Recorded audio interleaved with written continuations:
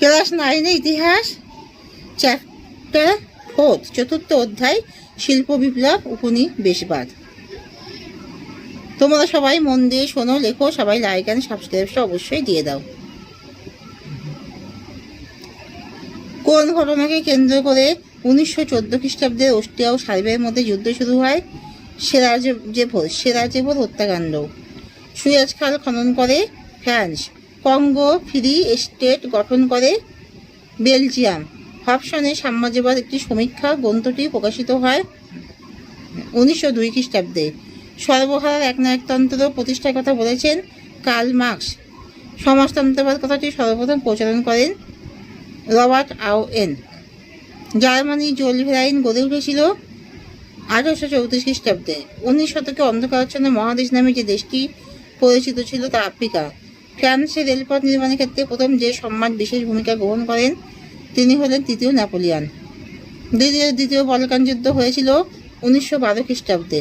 করিস না বাবা। প্রথম বিশ্বযুদ্ধের প্রত্যক্ষ কারণ ছিল সেরাজেভো হত্যাকাণ্ড। কঙ্গো ফ্রি স্টেট গঠনের ক্ষেত্রে প্রধান উদ্যোগী দেশটি হল স্পেন।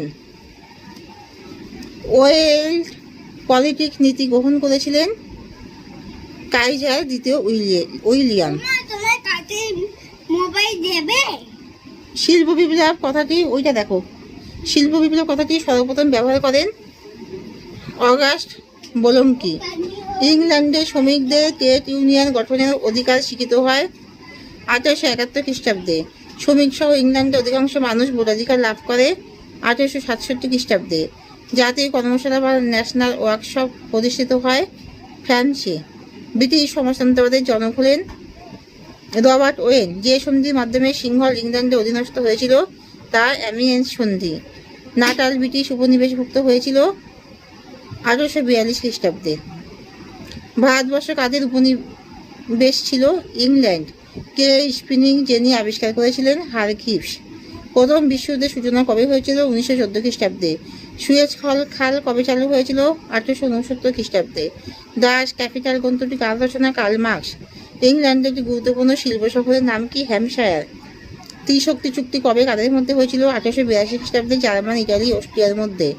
বাষ্প শক্তির সাহায্যে জেমস ওয়াট কবে যন্ত্র চালানোর ইঞ্জিন আবিষ্কার করেন? 1769 খ্রিস্টাব্দে।